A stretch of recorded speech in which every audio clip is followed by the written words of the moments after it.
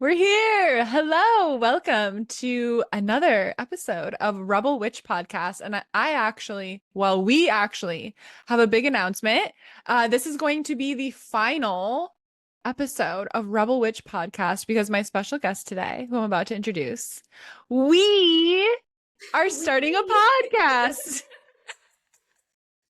Everyone, meet Pam of Velvet Snake Oracle. Hi, Pam. Hello. Tell us a little bit about yourself. Introduce yourself. I feel like people already know you a little bit, or at least a lot of the people that are listening, but take it away. Okay, I'm Pam. Um, I'm currently based in Nashville. I am a tarot reader and a developing psychic medium and learning like energy work and astrology, and I've got a lot of things in the works because I can never just do one thing at a time. Um, Same. um, Relate. yeah, I don't know what else. I'm like, my favorite color is green. Woo! Um, I don't know. I think that's a great start. That's a great start. It's Pam, everybody. Pam. Um, this is the third. If you're watching, we just discovered the Zoom React buttons, so we will be using those today. So if you're not on YouTube, get your little cute booty over there if you want to watch that with extra effects. But this is our third time recording this intro, maybe fourth, because we were using Riverside and it kept not recording me and only recording Pam. So, I feel like I don't know what I already said and what I didn't. But a little bit about us. A little bit about us. Well, Pam has been a client of mine. This spring she was my client, and we spent so much time together. Mhm. We were meeting every week for what was it, 16 weeks? Yeah, Yeah. long time. And it started to become like our hour-long meetings would be like an hour and 15 minutes, and then an hour and 30 minutes, Yeah. and then 2 hours, because we had to, as Pam has coined, we had to have silly, goofy time every time we were hanging out, and we were just like giggling and laughing. And just to warn everybody that is going to be a fan of our future podcast, we are unbearable when it comes to tangents. We have a real hard time focusing on one subject, so we'll see how this goes. But I think that's part of the charm of it. Yeah, it is. If you can't have me at my tangents, You don't deserve I'm me at my out. hyper focus. Yeah. So real. It's one or the other. I'm a girl who lives in extremes, you know? It's like it is what it is. Okay, this is what we did, and sadly I was not recorded for any of the three times we already did this. But so we need your help, dear audience members, our Dear Google creatives, our readers. witches, Yeah. our mystics, our amazing, incredible souls. We are still deciding on a name for our podcast. We have one good idea, Yeah. but Pam came up with a few more through Chat GPT, or as she likes to call it, Chat GBT, last night. So okay, so when we were hanging out on Zoom last night, and we were trying to come up with what we wanted to be, and we settled on, we think we like, do you want to say it? We think we like. Giggly witches. If you haven't noticed, we giggle a lot together. And we're witches. So we thought that was cute, giggly witches. But share with us some of the other fantastic ideas you got from Chat There's GBT. a few good ones. Okay. Um, okay. Honestly, top slot, not bad. Broomstick buddies. Cute. Yeah. Broomstick Buddies. Welcome to this week's episode of Broomstick Buddies. I don't know if it has the ring to it. They're But like, we love to see it. what do they do? Clean? Like, okay, Sometimes, and we make it a spell. yeah. And then there's the I don't remember which ones I've said before. I have like 10 of them. There's the Magical Bestie Coven. You know, it's a little long, but true. Um, Another good one, charms and chortles. That's on brand. It sounds, I feel like if we were British, that's what we would Yeah, name. If yeah. we if in another dimension where we are British witches, it would be charmed and chortles. No, don't mind that terrible British accent. I'm not even gonna try. Don't. Um, okay, and then let's do one more. Another good one, bewitched and blessed. Ooh. It doesn't roll off the tongue, but I love the energy. I love the energy. I love the vibe. I love the effort. Bewitched. Bewitched and blessed. Almost. Yeah. Oh, another good one was the double trouble witches. Double trouble witches. Yeah. I like it. So cast your votes. Cast, wink, your votes. Or if you have other cute ideas inspired by something we said here or whatever. But tell us like immediately because we want to get this podcast together launched like next week right away. So I'm Like, so excited. Oh my God. Okay. So today, well, one, we're gonna have silly goofy time because that's what we do every time we're on the phone together is silly goofy time, which is basically just like catching up and sharing random things that made us laugh. And then we're gonna talk about tarot today because tarot is Pam's specialty. I love tarot. Pam is really great. A lot of her content is around like learning tarot and like not being overwhelmed by it. So I thought it'd be fun for us both to kind of share like how we got into tarot, yeah. get some wisdom from you, drop some tips and get into it. But first, we have to have silly goofy time. So, um Pam, what's your silly goofy time of the week? Okay. So Times can be more than one. I okay, I had a good one and I don't remember what it is because now I feel like I'm on the spot. So my other one was well I'm wait, like shining the headlight in your face. I, What is it? It's your silly goofy time. Hey.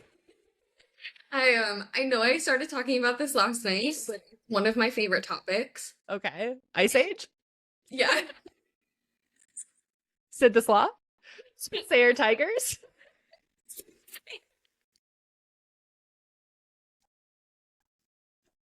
Okay, we can't just say inside jokes. I brought my fan just in case. Ah, last night, last night, I don't know why we were talking about Ice Age. And then later, oh, and then we were doing Chat GPT for to like ignite some ideas. And one of them was like soothsayer or something. And we were like, what the heck? And I was like, isn't that like a tiger? And I was like, oh, like Ice Age. You said that was your favorite movie. And it was like, that is not a sooth, it's a saber tooth. It's like, no, I think it's a soothsayer. Okay. Okay. Just to Sorry. clarify, not my favorite movie. No, I'm pretty sure you said it is. Forgetting Sarah Marshall, favorite movie. Okay, that is my favorite movie too. We actually have talked about that before. And It's my favorite one. and Ice Age. And I see- It's a good movie. There's nothing to be ashamed of. But the I went thing, to the follow-ups in theaters because I loved it so much. oh, they've got a Great series. franchise. You know, it plays like at the Central Park Zoo. They've got Ice Age things. Yeah. Oh my God. I need to rewatch that. What's it on? Um, I feel like you would know since it's your favorite movie. like I just watched it 4 days ago. She's like But the thing ashamed about of your it- deep dark. Thing about You it know. is that it's so quotable. Yeah. Obviously, no one ever knows what I'm talking about. That's what we were talking about. Yeah. Like, what's the movie that you want to quote all the time, but nobody understands? Yeah. Okay, if you're listening, obviously you're listening. Listening. Drop a comment on the YouTube or DM us with your like quotable movie that nobody understands, and let's share some in our stories and like vote like who's like, no, I've never heard of that. So yours is Ice Age. Yeah. So quotable. One of the ones that I do the most is so when they first like rescue the little baby, they're like trying to find it food. Mm-hmm. and they they come across all of the dodo birds, which is also just really funny. Dodo birds. And then um they keep like losing all the watermelons, and then finally they get to the last one, and all of the dodo birds are like, oh, the last melon. So whenever there's like one more of Like something, I'm always like, oh, the last melon, and everyone's like, what? I'll be honest, I wouldn't have remembered that. No, because you're a normal person. I don't know. I don't know if these are okay. I don't know. Maybe for millennials these are quotable, but they were actually more like I feel like my dad's generation. Okay. So mine are Wayne's World Oh, yeah. and Ace Ventura, which I told you last night. Because so growing up, so me and my brother Luke were closer in age than my youngest brother. So we kind of like grew up, we were more like kids together. Growing up, we lived across the street from Hollywood Video. And it had a it had the Hollywood sign on it. I loved it. My little town in Wisconsin. And in the summer, we would all walk across the street on Fridays as a family. And every week, me and my brother would rent the same two movies, Wayne's World. And my dad was like, Barb, like, let's just buy them the movies. And she's like, no, they shouldn't be watching that. Like, stop renting it for them. But then we're always like, Mom, come on. That's all I watched my entire childhood. I missed out on a lot of pop culture because I was busy watching Wayne's World. I was intensely busy. So that's could have been a worse option. yeah. So that's like the most quotable things to me. And also like every Will Ferrell movie. So quotable. Okay, fair, yeah. Also, tangent.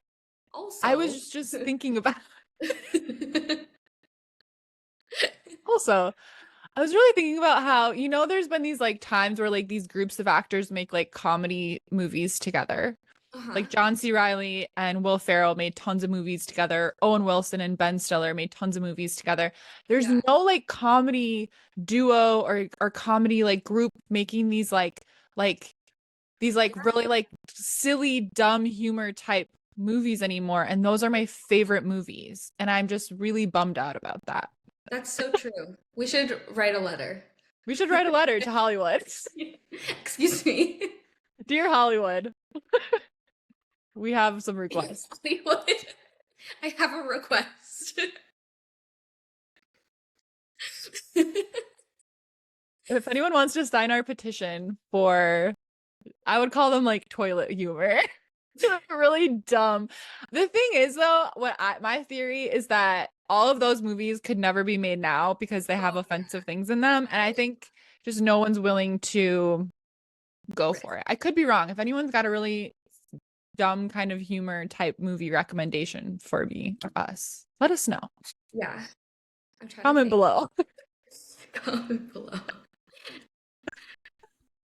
I'm trying to think of like what, but I don't even know what's come out recently.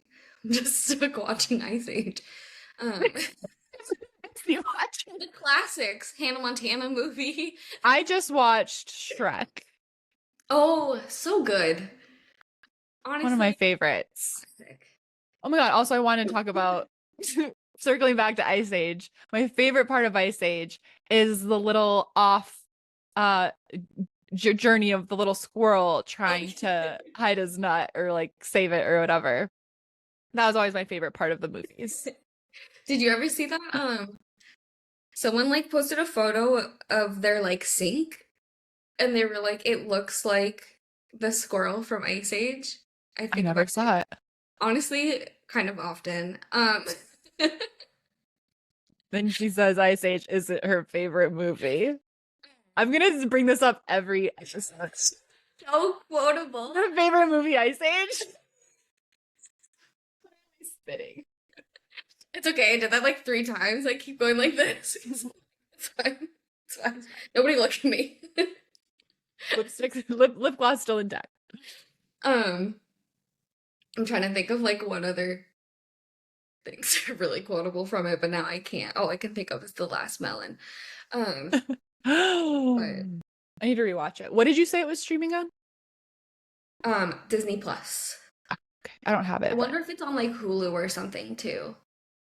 Um, I never watch anything like while I'm traveling because in different countries, different streaming services are yeah. blocked. And like it's easy to get a VPN, like a free one, but they are so slow. So it's not worth it for like streaming Netflix and stuff.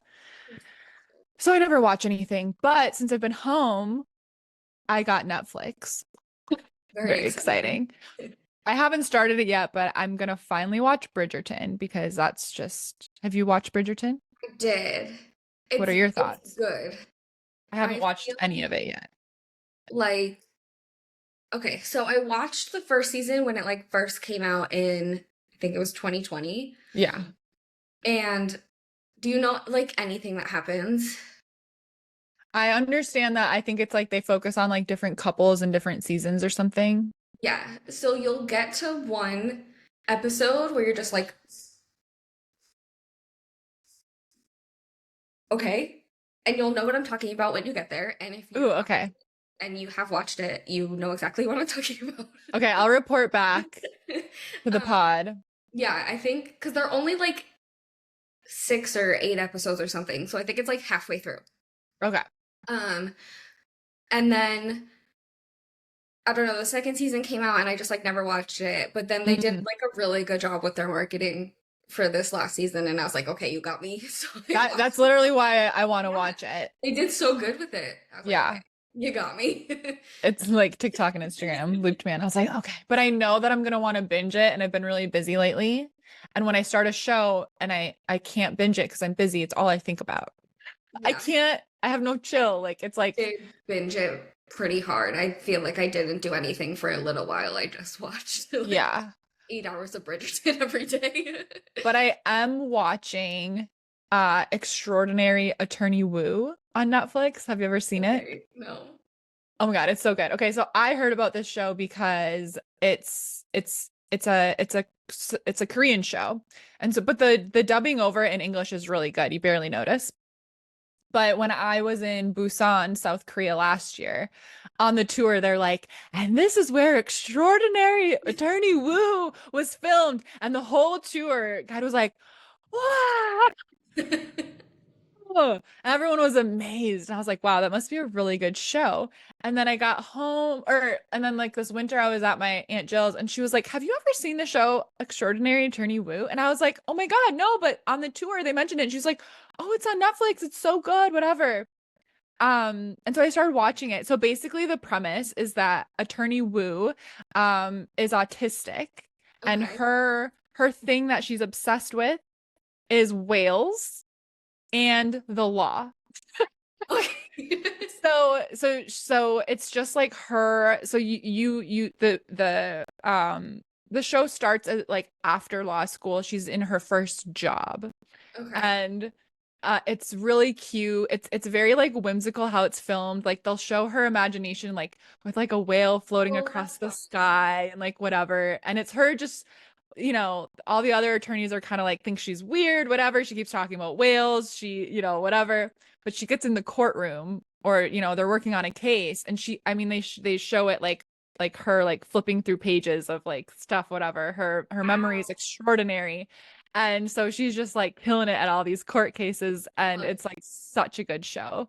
Um yeah, it's really good. that. That's what I'm watching right now. So highly recommend. I'll add it to my list. Yeah, it's really cute. And I feel like it's got a storyline where it keeps you going. Like there's like a love interest story. There's, different things where you want to keep watching, but it's a court case per episode, so it closes out enough where you're just like, fine. I can Yeah. chill. I'm like, great. I don't have to be like, I need to watch the next episode. Yeah. That's what I I need need. more things like that. Yeah. So I Otherwise, I rewatch the same shows over and over same. because yeah, I'm like, who has the time? Who has the Always, time? always, How I Met Your Mother and New Girl. Yeah. I'm New Girl, The Office. Also, Um, what's the other one? I've done Parks and Rec a couple times. also a good one. I feel like there's a big one that I'm missing. Oh, I'm rewatching Arrested Development right now. You Oh have to yeah, watch Arrested Development. That is my thing. It's not a movie, it's a show, but Arrested Development is the most quotable thing that nobody ever knows what the fuck I'm talking about. And it is so funny. That's mine. That's mine, where I'm like, come on, if you guys knew this quote, you'd be laughing so hard. If you knew how funny this was. Come on. That come on is actually a quote from Arrested Development. Come on. Oh my gosh. Like, you guys just, you don't get it. You don't get this. Is what me and my like OG best friends from middle school always say too. They're like, people just can't understand how funny we are because it's all inside jokes. It's really unfortunate, but we are the funniest girls in the world. Yeah. Love inside jokes. Would love to be able Would love to be part of that.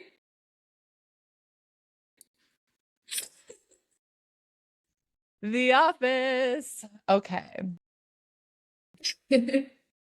Now that we've done an hour of that. Oh, I have to share my silly goofy. Oh my god, yes. And then I have to tell you about my crazy dream, and then we'll Oh, get to yeah. tarot. This is gonna be like 3 hours because we can never stop talking. Okay, first of all, so last night, I don't know how this topic came up. I don't know who brought it up, but I was just thinking about how I've never, how I've never felt a fake boob, and I'd really like to.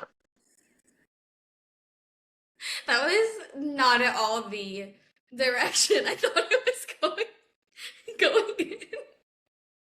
Like, not even a little bit. Like, I thought you were gonna be like, I don't even know. Like, for a second, I thought you were gonna like go in one direction, and then I thought you were gonna like maybe say something like really sad. Like, I've never actually felt love. Oh, And big boob. Singular. I don't know why I always say it singular. I would just like to know what it feels like on somebody. Yeah. I would never do it without permission, of course, but none of my friends have fake boobs, and I wish one of them would get them. I do know people with fake boobs, but you'll have to come to Nashville for that. Yeah. Okay. Well, let them know. I'm interested in. It's just for science. Yeah. But I don't. Okay, this is the thing. This is what I don't know how this came up, but because me and Hot Guy were FaceTiming last night, as we do most nights, and I'm trying to like remember. I don't know. I'm always asking weird questions, whatever. But I asked him. I was like,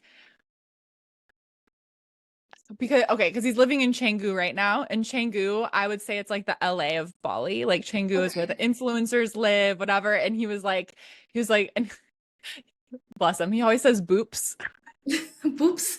And I don't correct him because it's so funny. Why would you? Boops. There's a lot of things that I don't correct, and he would probably be mad at me, but I'm like, I like that you say it that way. And for anyone new around here, Hot Guy is my boyfriend that is Russian that I met in Bali, and he's still in Bali right now.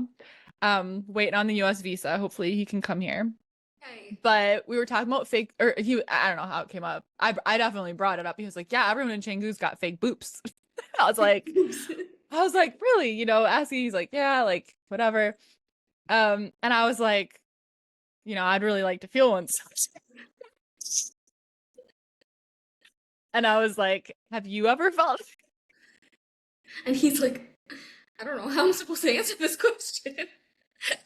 And he was like, and he like made a face, and he was like, what? I can't do his accent, but he's like, why are you asking me these things? I'm doing like Italian, not Russian. I don't know. He's like, why do you ask me these strange things? This isn't the first time I've asked something strange. I was like, okay, so you have. So like, what did it feel like? I was like, was it hard? Was it?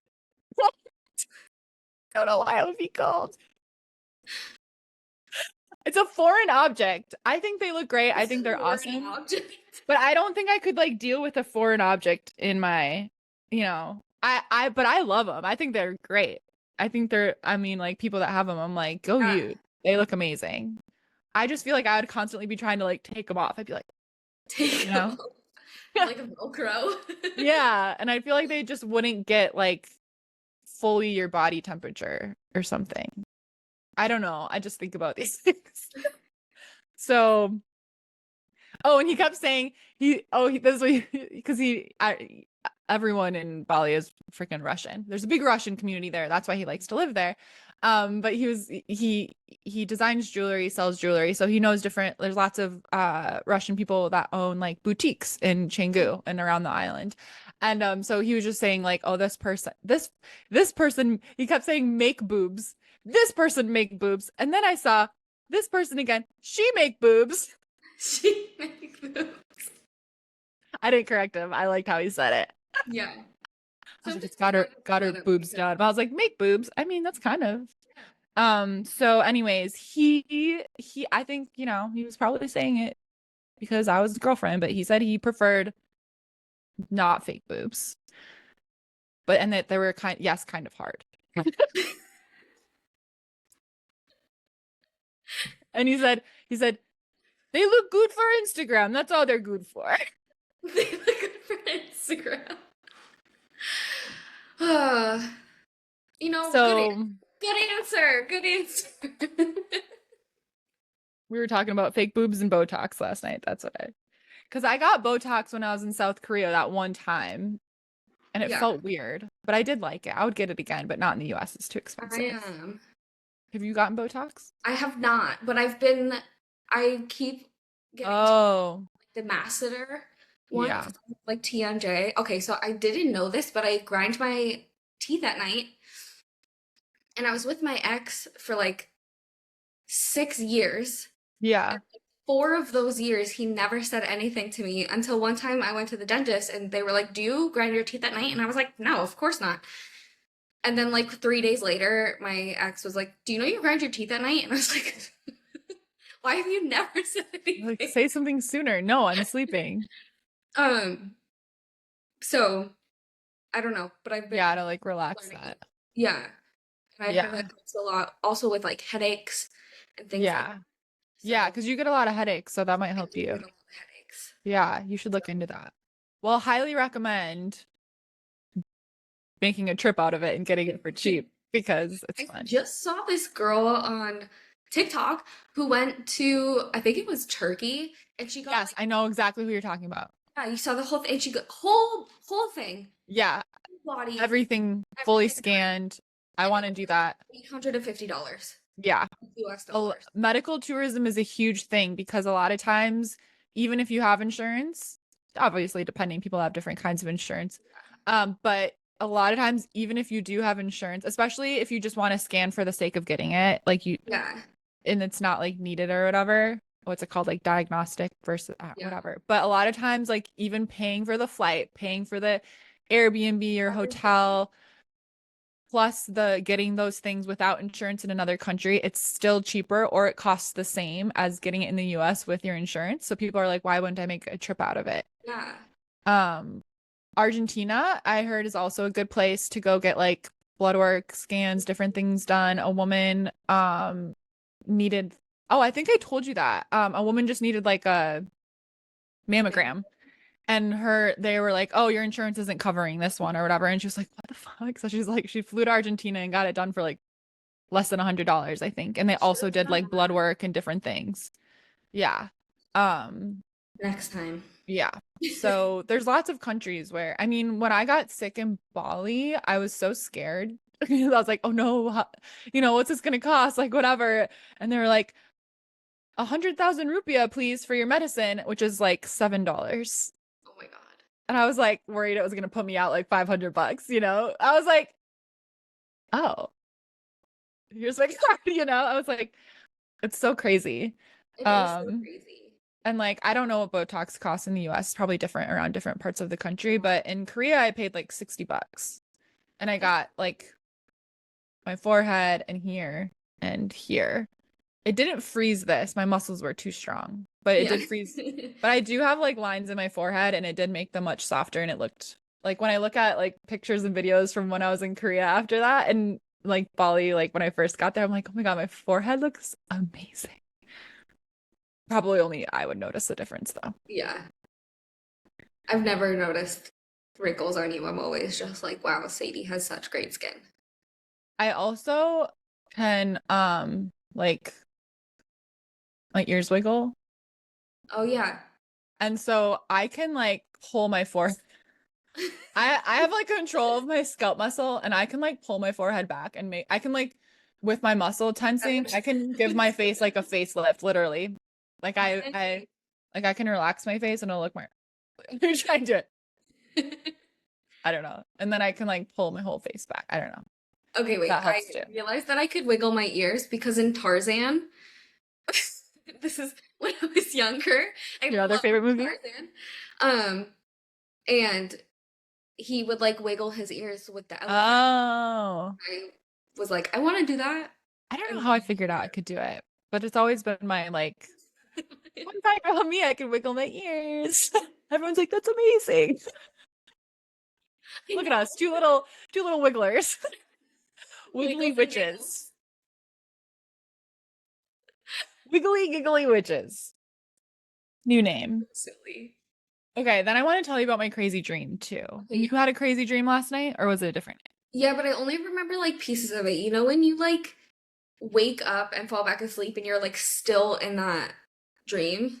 Yeah, That happened like 4 times last night. yeah. My dream, I remember, I've been like remembering all my dreams.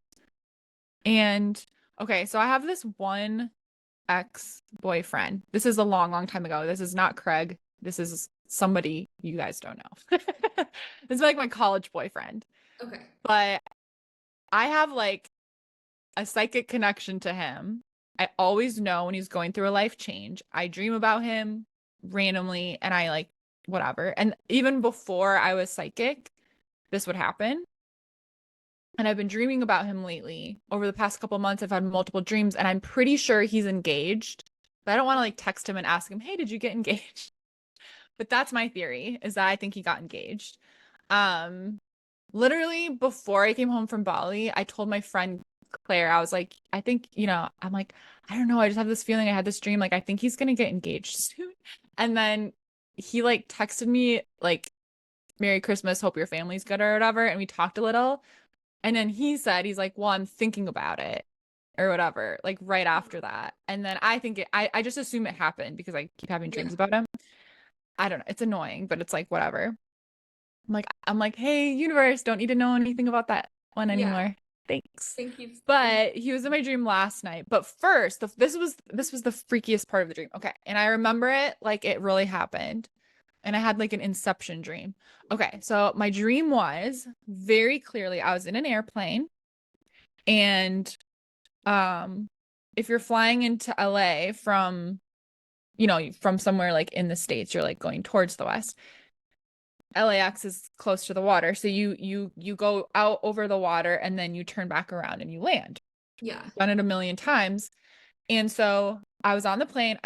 I was in a window seat, very mundane feeling, nothing weird or whatever. And I'm looking out the window and we're going out over and we're going towards we looped around, we're going towards LA. I see it vividly because I've seen this a million times in real life. And the plane starts going straight down like a nosedive towards the water. Okay. And in my mind, I'm thinking, okay, he's descending too fast, but it's okay. I think it's an illusion. I don't think we're actually that close to the water. Like this is all happening really fast. But in my brain, I'm scared. Everyone's like, because we're suddenly going down really slanted.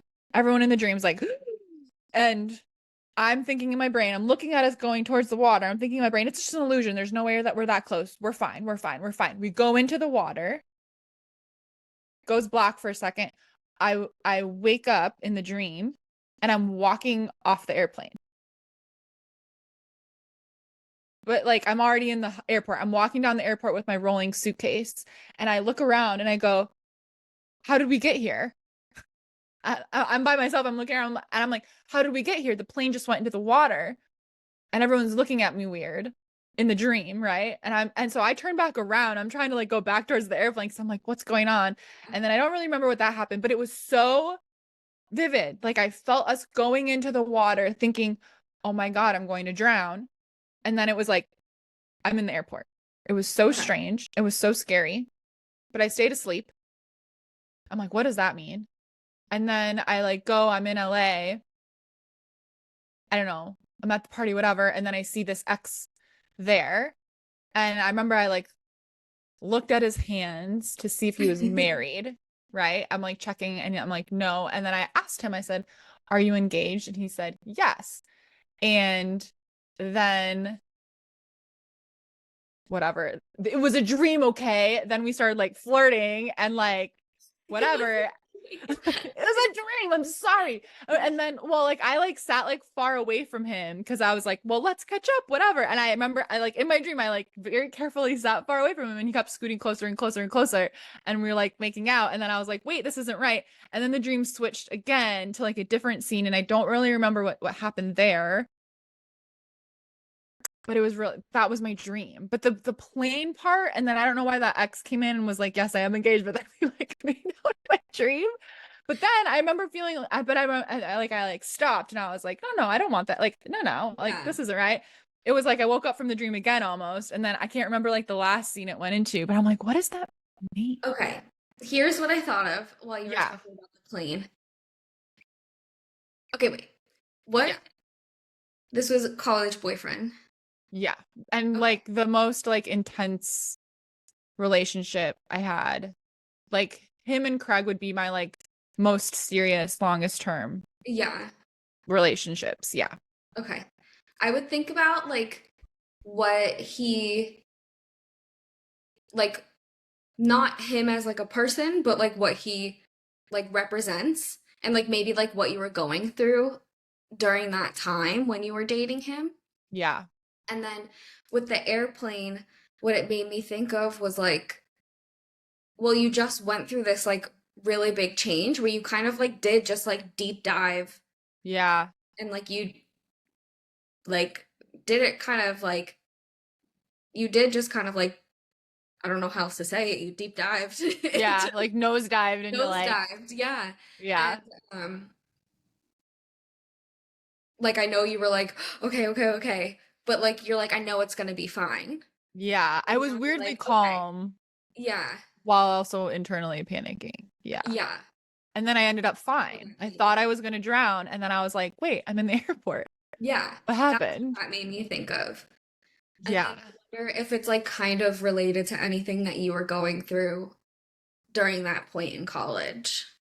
So like we were like hot and heavy in college. We were like we were just madly in love, you know? And then so then he was like going off to grad school in Boston. And this was at the time. So he was my boyfriend when my mom was diagnosed with cancer. We were Okay. dating before then, about a year into our relationship, and mom was diagnosed. And then he wanted to go to grad school, picked one far away. And if my mom wasn't sick, I probably would have considered just moving there with him and getting a job. But my mom was sick, so I was like, I can't move away farther from home. I'm gonna actually move home. And so I made the decision to move back here to Marshfield, where I am right now. And he went to Boston, and then my mom died.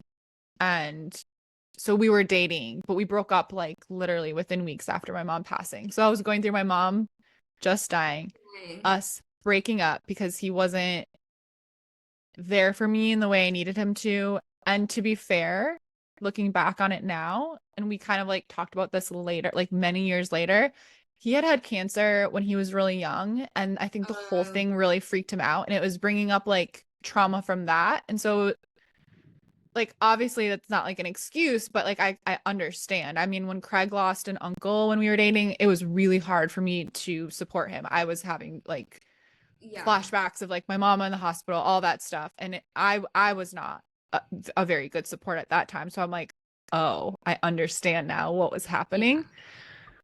Um, so I don't know. I don't know. Maybe it's just like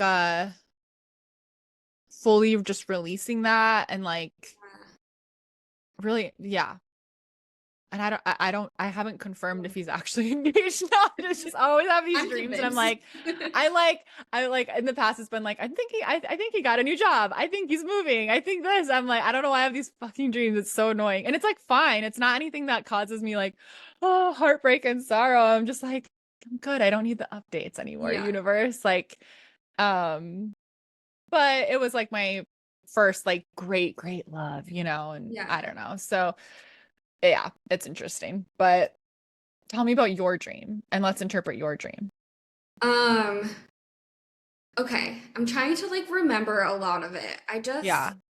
I remember being like in my kitchen, like my like hometown kitchen, like the house I grew up in. Hmm. Um, I don't know, like I flashed all over to so many different places, and then I remember there was like two guys that kind of like I like sat down somewhere, and then they kind of like cornered me and like tried to grab me, and then um I don't know. I wonder if they were just like all like processing dreams or things like that, or Yeah. I don't know Were what. you scared? Um, yeah, I felt like that's when I woke up, and then there was another one where I was like trying on clothes in a mall that I've never seen before, Hmm. and there were two other girls, and then oh, my cousin was there. Um, and then I think we got like separated. It was this like big crazy mall, like Yeah. crazy. And then um somehow like I had like a dog collar in my hand, I thought you and were I'm gonna say on. I was like, oh, interesting. like, tell me Style, more about style that choice. dream. Interesting style choice. Tell me more about that. Um, and then I don't know, like I turned around because I like heard someone behind me, and I like accidentally like hit her in the face with the collar. And then I was like, oh my God, I'm so sorry. And then I heard someone scream behind me. And then, so then we screamed. And then that's when I woke up. And that was at like 4:30. And I've been awake since 4:30. Hmm. It was I don't very, think very weird. I don't have anything for that. I don't either. I mean, the first one where you just feel like you're being cornered and you're feeling scared. I mean, those and it being two figures, like those could represent like two things that are like, you know, heavy on your mind that are causing Yeah. you to like feel like small or like backed into a corner. Like, I feel like I can't do what I want to do because this thing is like got me, you know? It could Yeah. be something like that. Like, metaphorically, like what do you feel like is like backing you into a corner, like preventing you from doing what you want to do? I don't know if that Um, resonates. maybe. I'm like, I don't know. I know like I'm ready for like my business to like take off Yeah. and to be like financially independent with that.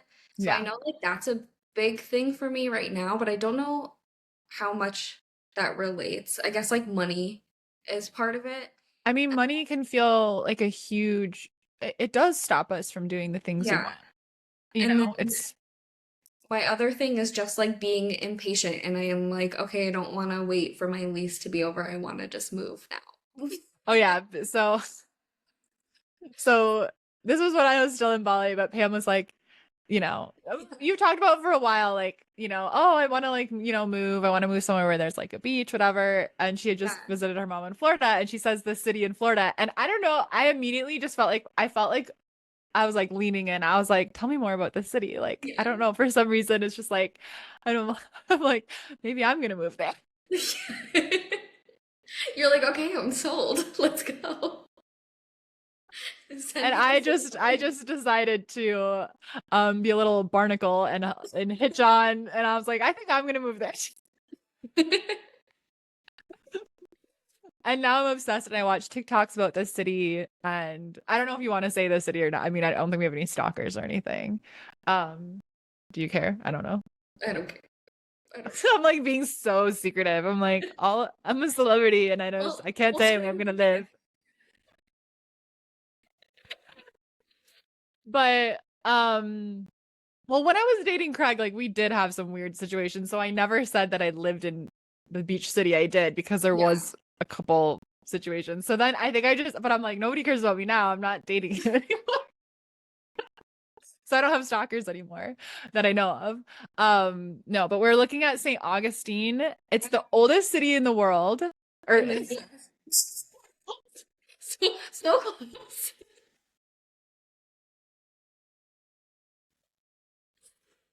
the oldest city in the world. Actually, I was such confidence in America. That's like all of the videos that they have. That's such an American thing to say because we just think we're the center of the world and everything. All of the videos of the Europeans like making fun of Americans that like don't know geography. Like things like that. Oldest city in the world. The world. Um in the US that's Yeah. been continually preoccupied or whatever, Yeah. inhabited. And it has a lot of Busy. super busy. The words escape me. Thank you. Thank you for the help. But see, this is why I like it. It's not, it doesn't have any like witchy culture necessarily, but it has a lot of like, it has like ghost tours. Literally, I follow Explore St. Augustine on Instagram. And today the account posted this really creepy old picture of these little kids. And it was actually a sad story. It was saying there was an accident that they like passed away, but now their ghosts haunt Oh. St. Augustine apparently. Apparently there's a lot of ghosts in St. Augustine, and apparently we can go on ghost tours.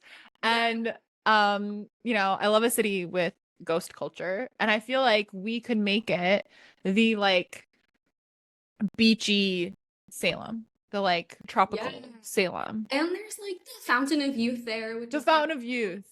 yeah. Yes. Yeah. Which I think you like can go up to it, which at first I Yeah. didn't think that you could because I was like, why would they let people touch You it? can, yeah, you can get some of the water, which I mean, I feel like for spells would be iconic. Yeah. Fountain of Youth I feel water. like it's either okay, coming in hot with another Disney reference. But in Pirates of the Caribbean, when they went to the Fountain Sure. Huh? of Youth, it was like you like take a life to save a life. So that's kind of in my brain about it. Mm. Or it also feels like it would be like one of those like Fey trap kind of things. Mhm. So I don't know. Maybe we We'll like vibe it out. We'll suss it out. yeah. Send somebody else in first. We're there. We're like, have you guys ever done any spells with this? Yeah. We'll vibe it out. But yeah, it's just like it's super cute. It kind of reminds me of, it's got like the old like Spanish style buildings and stuff. So it reminds me of when I lived in Santa Barbara. It's really cute, and I've never been there, but I'm like fixated on that. I'm gonna move there with Yeah. Pam. Basically, I was like, I think I'm gonna move to this city. And I said, me Baby too. was like, cool, me too. Also, do you want to start a podcast? Also, Are you worried? Are you concerned at all? also, here's our life plan.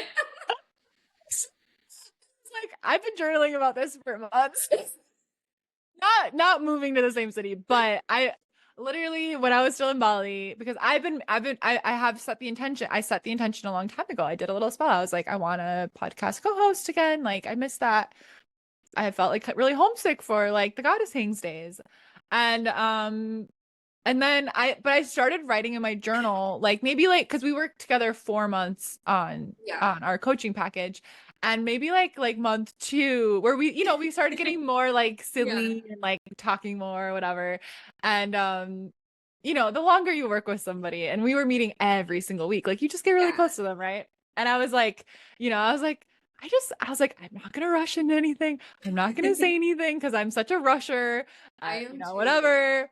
I was like, I feel like Pam would be a good podcast co-host. I'm like, I'm not gonna say anything till she's not like my like client anymore, you know, like I feel like that'd be inappropriate. But I was like, oh wait.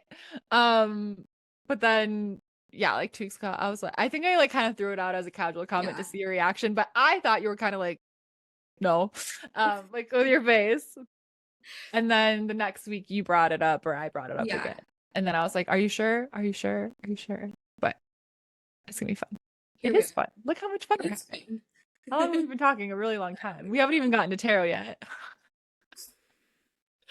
So to recap so far, Ice Age is Pam's favorite. Sadie really wants to feel a fake boop. Boop. We're both having weird dreams. Hmm. We're both moving to St. Augustine.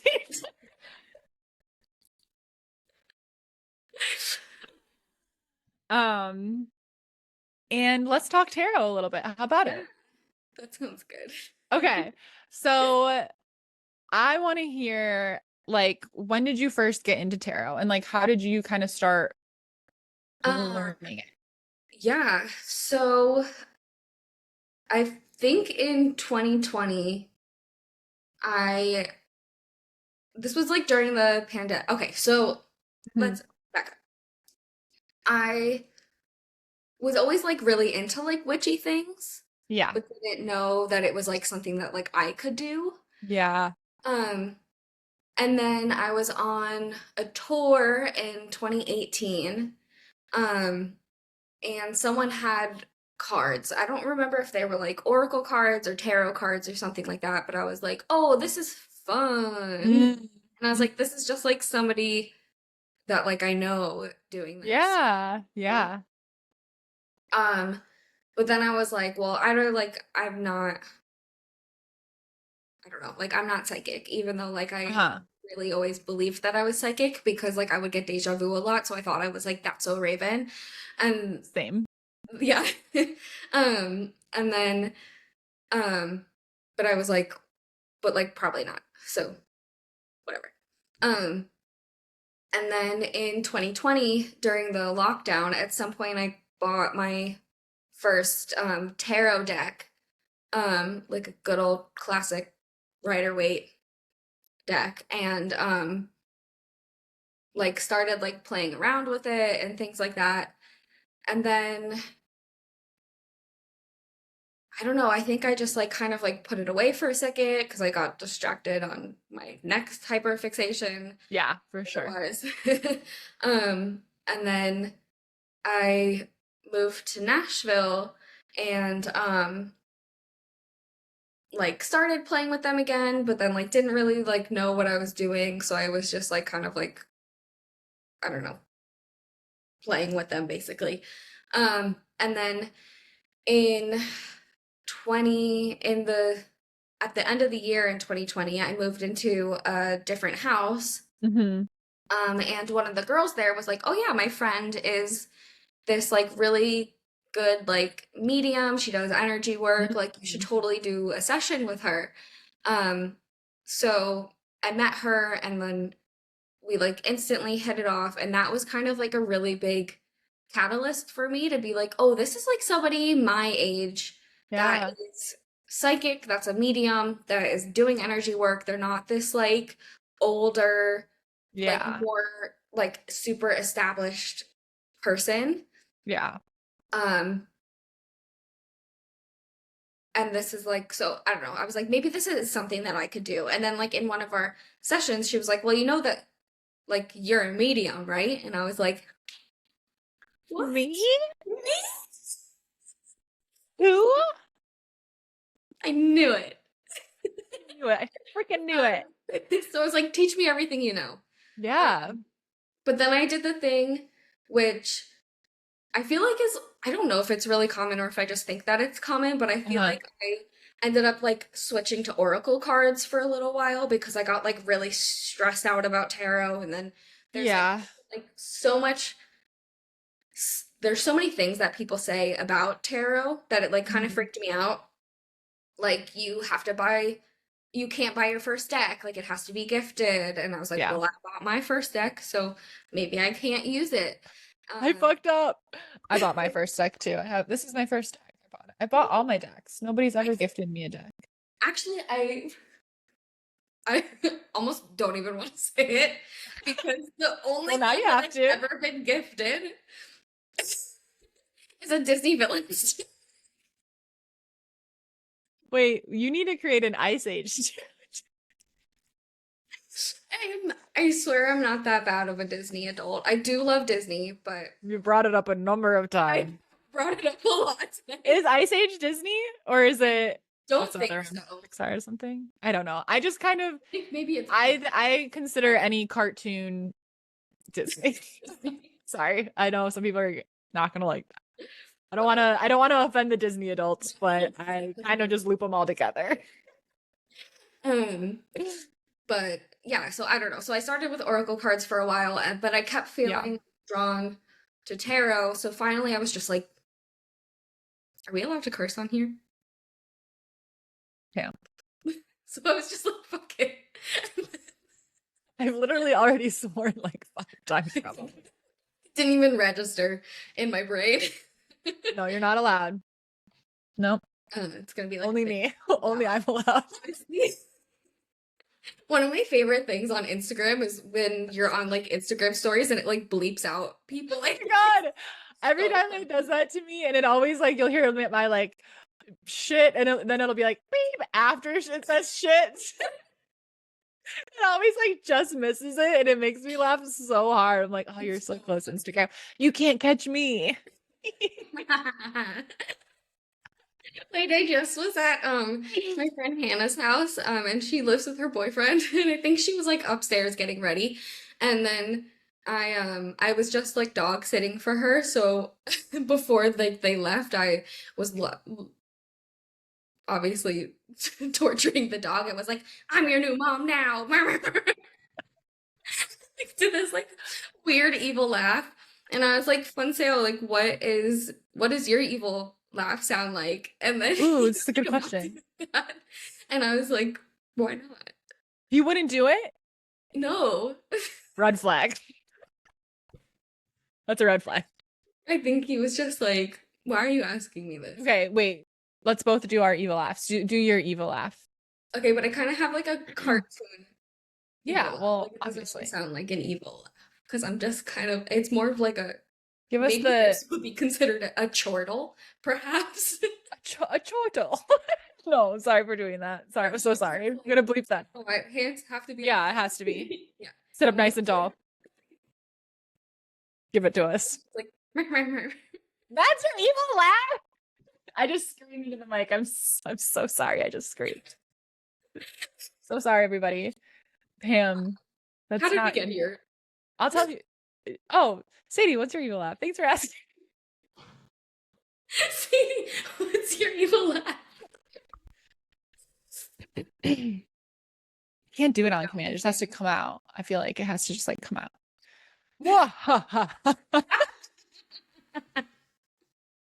Like when you type out "muahaha," it's like that. Or like what? Oh, this is from Ace Ventura when he's like does something. He goes. That's what I'm trying to sound like. I didn't know that it was from Ace Ventura, but that's what He does this little face. Like, everyone send us voice notes of your evil laugh in the new Giggly Witches, or if it's something else, it'll be in the show notes. Instagram. Send us a voice note of your evil laugh to our DMs, please. Or put it in your stories and tag us, better yet. Yeah, I like that idea. We'll have a competition. Whoever has the best evil laugh. I expect about 2 people to enter this competition, so we have a pretty good chance. Whoever has the best evil laugh, Pam and I will pull tarot cards for you and DM you a little mini reading. Yeah. Okay, Pam? Is that good with you? Volunteering you. Yeah. Sounds good. Okay, so you're still talking about your tarot journey. Okay. Oh, we were talking about like buying our first deck, not being gifted. So we talking about villains, and here we are. Yeah. Oh yeah. So I don't even remember. Anyway, the point is that I finally started getting back into tarot. Yeah. I was still mostly reading oracle cards, but then was like slowly learning tarot, and then I realized that like it's really not scary, and then probably a lot of the things that people were saying were scary about it is just because of like other, outside conditioning kind of about like anything having to do with like divination or witchcraft or anything like that. Yeah. Um, and then um yeah, and then I just was like pulling cards for friends, and um I'm a photographer, so I've been doing photo stuff and like touring in the like music world and all the things, and then finally last year I stopped doing that, and then towards the like very end of last year, like maybe the last couple of weeks in December, and then mostly in like January this year, I was like, I think I don't want to do photo anymore. And I think I Mm, just want to be a witch. yeah. um, and then Sadie posted about like coaching, like, hey, are you like doing a business and want some coaching? And I was like, kind of do. Um, It's so funny because I don't know if you remember this, but I was like posting about it, whatever. But then there was I didn't know that you were interested in it or anything. yeah, Like, but there was a day, and I was here back home because it was like the holidays. And there was a day that like Pam kept popping into my head because we had like, well, you did like activate your magic like the year yeah, before. And like, we would like DM periodically like little things or whatever. Like, not a lot, but like, you would comment. Like, I knew who Pam was. Like, she's whatever. And seen you on some calls, whatever. And so like I knew who you were, and you just kept popping into my head that day. And this has happened before with some people, and I never want to be like, I don't know, like impose or what, it'd yeah. be weird. So I think I DM'd you. I was like, hey, like I know this sounds weird, but I can't stop thinking about you today. Um and I think I asked, I was like, was there anything on your mind? Like, like, is there some like intuitive guidance I can offer you? Like something, I was like, is there something on your mind? Is there something you wanted to ask me? Like, I was like, if this is so random, like, please just tell me. Like, I just like this happens once in a while, and when spirit talks, I listen, whatever. Because I didn't have a specific message coming through. I was just like, Pam, Pam, Yeah. Pam. And then you were like, actually, I've been thinking about this, whatever. And then, yeah. So it was just funny. She's like, because I was like, oh, I didn't know that's why you were being called to. Yeah. Um, Actually, I almost DM'd you 10 times today, so that's yeah. probably And why. that's why, and I was like, it was like scratching my brain where you were like almost DMing me. And every time you almost did that, I probably was like, Pam. Yeah. My guides, I went to your guides and were like, can you We're just like, we please got to get these bitches together. like like Can we move make this this happen? for us? Yeah. Like please, someone's got to make the first move. We gotta speed things up here. But it was so funny and it was so awesome.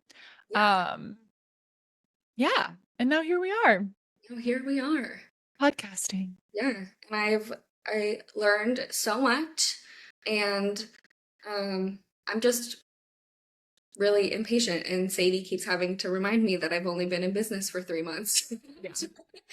um, Well, and I mean, we've talked about this before where I'm like, when I first started my business, which was 4 years ago, it was like July 2020. So yeah, 4 years ago. It's July right now. And it took off really quickly. Like within the year, I was making my full-time income. So that was awesome. But the first 3 months, nothing was happening. There was, I think 6 months into it, things started picking up, which is still really fast and is still like not the norm. So like also like if you're 6 months into a business, don't get discouraged. Um, but then I had that quick takeoff, but then I've gone through really difficult cycles where like nothing is working and like whatever. And so I still like, being an entrepreneur is crazy, and you go through cycles where it's easy and everything's flowing, and then you go through cycles where it's challenging you to grow, but it's challenging and it's like, is yeah, this working and whatever. But yeah, I mean, 3 months in, like you're just barely putting your bootstraps on. Like you got literally, this. yeah. Yeah. And yeah, Pam is so great. Get a tarot reading with her. Thank you. Come to her lives where she's doing moon circles, do all Yeah, the things. It's so fun. I When we were still in Bali, you hosted your first moon circle on Zoom. And I realized, I was like, not only was that the first, I was like, this is the first one I've been to that I haven't been leading in a really long time. And then I was like, actually, I don't think I've ever been to a moon circle. I've always led them. I went from like just doing them on my own, and then I started leading them in my membership, the past few years. And that's done now. I ended my memberships. I'm doing a big business reset, kind of soul searching what I want the next thing to be. And I attended Pam's and I was like, this is amazing. And it made me like one, so proud of you and so excited for all the people that are going to do moon circles with you and what's to come for you. And it also kind of just made me feel like, I was like, I don't know, sometimes when you're doing it, you're leading it, you're like, do people care about this? Are people getting something out of this? Like, because you did it, you kind of question it. I always enjoyed my moon circles. I always got lots of good feedback from it, but there was still that kind of like, does this matter feeling? And then Yeah. I went to yours, and it sort of like validated the past few years I dedicated to hosting those circles, and I'm ready to be done hosting them for now. But it kind of just it felt really like I feel like I was like passing the baton. I'm like, Pam, it's your turn. And that wasn't intentional. It's just kind of how things turned out where I just felt called to close down my memberships. But yeah, Pam does an amazing job. I enjoy them so much. So when you see her post about those moon circles, get in on it. They're so awesome. Yeah. Yeah. It's awesome. I also got my first I've also got into tarot during the pandemic in 2020. Ooh. I bought my first tarot deck. It was when I was in I don't know, do you know House of Intuition? It's like Yeah, a yeah, so there was a house so when I like briefly lived in West Hollywood with Craig, yeah. and we could walk to House of Intuition. There's a House of Intuition Yeah. I know on exactly. Melrose. I can picture the whole thing. So we like walked there, and it was like the pandemic still, so you had to wait in line because they would only outside of the thing with your mask on, you had to wait in line. They'd only let a couple people in at a time because social distancing. But the night before, I was like meditating, and I had been in the store before, um and I was like meditating, and I saw this vision of the wall. They have a big wall with like decks all on the wall. And I saw like two spots on the wall like glowing, but I didn't know what would be there. So when I went in, I just went and I was like, this spot, and saw what I got. And one of them was this tarot deck, just the classic, like I don't Love know, that. Rider Waite Smith, whatever, a classic tarot deck. And the other one was a Kuan Yin Oracle deck, which I loved, and it's in my storage unit. I still have it. It's not here though. But Kuan Yin was like someone I had learned about at my crystal store job. Just that I Ooh, was just, I was still technically employed there at that time. So I was like, whoa. So I bought them because I was like, that's what I saw in my vision. I didn't know what they would be, but that's how I bought my first tarot deck, and it was so cool. I love And that. then I would just like pull like a couple cards a day, and I would try to like make up my own interpretation knowing nothing, and then I would Yeah. look them up, and I had a little notebook where I was like what I wrote down and then what I read about them, and like just sort of like learned that way and would like study the symbolism and stuff. But yeah, that's how I got my start in tarot. And then when I started offering readings, I offered like $5 reading. I think I offered 5 free readings, then I offered like $5 readings, and then $8 readings, and then $11 readings, and then $22. I just kind of like worked up, and then I was doing tons of readings after, a little bit of that. And so that was really fun. That was kind of what sort of was the first little mini takeoff of my business. And then during that time too, I was taking on my first like coaching clients, and Ooh. yeah. So it was Big really cool. steps. That is really Yeah. cool. Yeah. I wish I did that when I first started learning tarot. I would just read like four different sources and then be like, cool, thanks. Cool. Done. And then I would do it in my next reading as if I would remember, as if I can ever remember anything. Yeah. I mean, you still start to get a feel for Yeah, but at I wish least I like, had taken notes. Like I have like yeah. a notebook now that I I'm would such a keep. note-taking little dork. I have to write everything down in Yeah. detail. I mean, the notebooks I have, I told my friend Haley, well, if you're going to be living in St. Augustine with me around near me, you know. It'll be your job to burn all of If my they're any notebooks. worse. Yeah. If anything happens to me, burn all of my notebooks.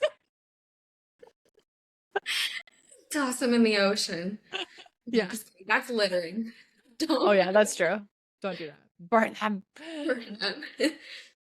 But but yeah. Okay, so I was thinking we could pull a few tarot cards, do a little like let's our intention of the reading be like uh, not how, but like pulling cards for the vibe to tap into silly goofy energy, to live Okay. a silly goofy life. What do we need to know so that we can live our silliest, Yeah, goofiest hot witch life? okay. Let's see. Hmm.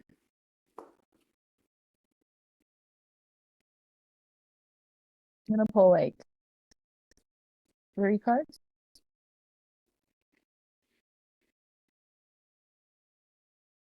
Oh, I love what I'm pulling.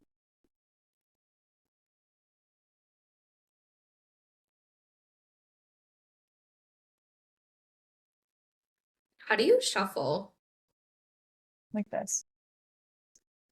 I started shuffling like that, and then I would And just then be like in this. my head so much about if I like did something weird.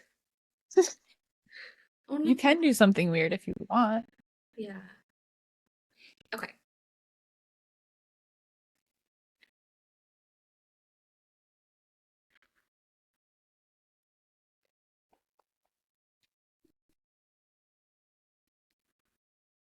I don't know how loud this is when I every time I like shuffle and I'm always like, I'm sorry if this is so loud. I was trying to shuffle on purpose in my microphone like ASMR. Thought that would be cool. Let me know everyone if you enjoyed that. Thought that would be cool. Just trying to keep up with the trends, you know, kids these days. They love their ASMR. They do. Personally, it kind of makes me anxious, I but don't like the way that it feels in my ears.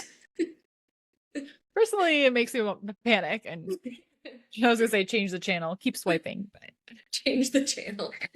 no. No, no, no, no, no, no, no. That's my favorite in New Girl. You watch New Girl when they do the flashback when they're everyone's telling their how they lost their virginity stories, Oh, and Nick and Winston and Nick's like no no no no no no no. I do that all of the time. that is a really good one. Okay, wait.